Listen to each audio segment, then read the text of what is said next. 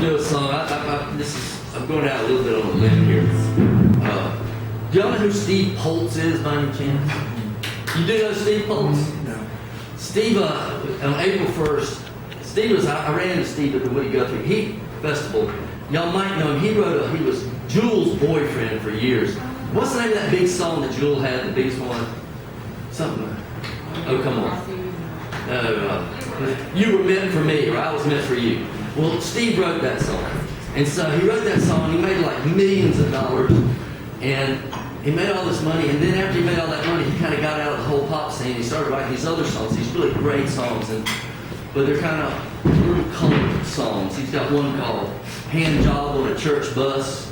Nice. And he's got one called Bag Full of Porn. And but he'll do those, and then he throws in some really serious stuff. And I'm just a huge fan of Steve Poltz, but he's crazy as batshit.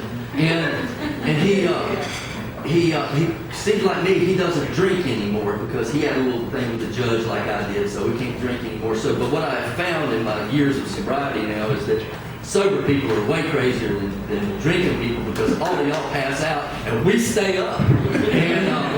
And so anyhow, on April 1st, because he was a friend of mine, my ex-wife, my first wife, she and her husband, after she left me, she married very well. And they do house concerts. And she and I are still, I love her. She's like a sister. We got married when I was 20 because we were down there, that's what we did. And then she left me when I was like 33 or so. And we've got to be very close. And she's very rich. And she had this huge house and they put on these house concerts. So I host them. I bring people in. I put the PA and all that kind of stuff. So I got Steve in. And he came in and oh my God, he just did a great job. And I was so proud of him. And they had this big spread of food. Is that my water? I mean, I don't really care. Is there any water here? Does somebody have a water? There's some. Huh? There's some. Okay, that's good. That's good. So anyhow, he played this show and he got through and we had all of this food and then all the people had left and it was just like wine. They'd been drinking this damn wine. And so it was after the show, it was just me and Steve and my ex-wife and her husband, who was a plastic surgeon. And a really nice guy, and really not very tolerant of me. And so we're sitting here. Steve had gone back to his room, and he goes back to his room, and he's kind of got that after the gig thing, and he's got that after the gig deal, and he's down. And so he comes out, and he's wearing a onesie. I mean, you have to know Steve, I mean, he doesn't give a shit. He's wearing this little onesie with the little padded feet things. He's come out, he's kind of down there. So they're talking to Colleen, that's my ex-wife's name, and her husband. And they've been drinking wine all night long, okay? And I don't know if you ever noticed about people drinking red wine, but like, you can always tell when they're drunk because their mouth gets purple. And if you see somebody and they don't have a purple mouth, they might not be drunk. But if their mouth is purple, and it doesn't happen with one glass of wine, it takes, I don't know what that is. So they're down here, and I'm kind of standing up at the island, and they got the purple mouths, and out comes Steve. And he's kind of down, he's kind of like walking around the kitchen, and he's about that big around, but he eats like a horse, and there's this huge chocolate cake. And so he cuts him a piece of this chocolate cake, and he's eating this chocolate cake, and I'm thinking, he gets like wired up on this chocolate almost immediately, and he starts talking.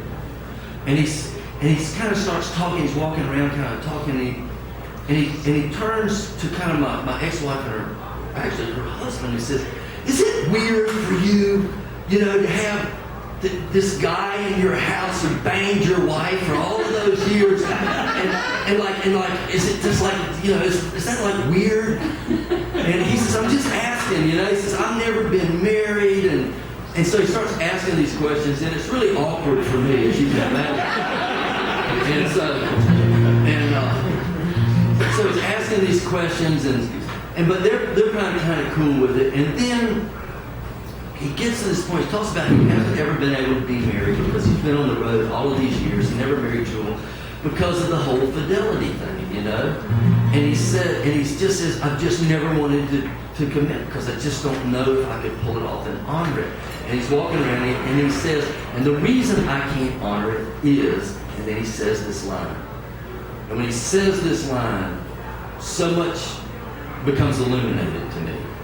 And I took that line and wrote this song that I'm getting ready to sing to you. And it's not a funny song. It has a line in it that makes people think it's funny for a while, but usually I hear a laugh, but it's always that kind of laugh. It's never a deep laugh.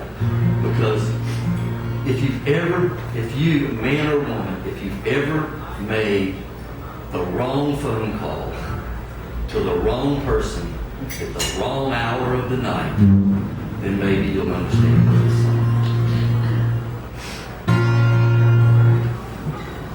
Let's see if I can pull this off.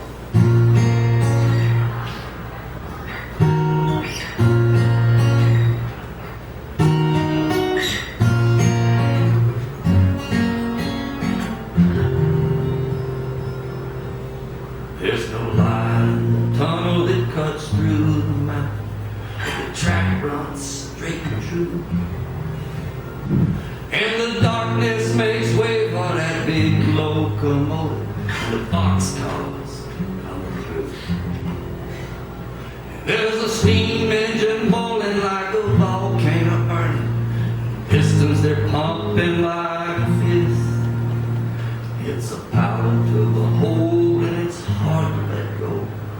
A woman wants to do you like this. Here's the rumble and the roar from the core of creation. He's trying to do the right thing. Yes, he's trying to escape a dangerous situation. But pussy pulls harder than a train.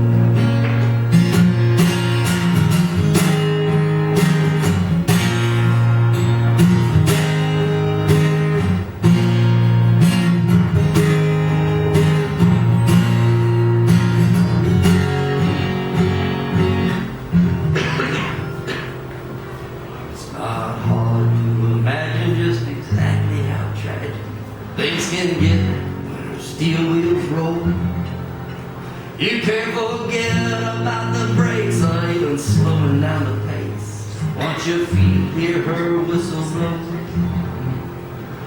you'll be fresh out of luck once your ticket gets punched. There won't be any